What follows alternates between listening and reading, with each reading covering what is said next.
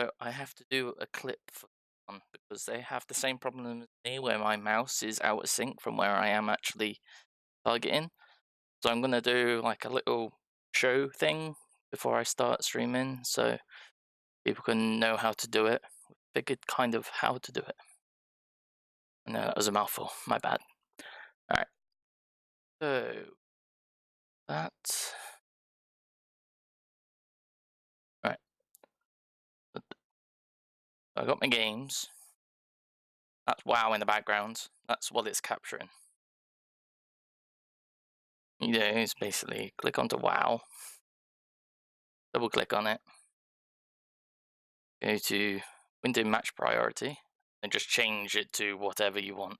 Sometimes it can be on that and it can still have the same window. Just basically change it to one of the three and keep doing it until it changes to being widescreen. And then when you go back to the game, yeah.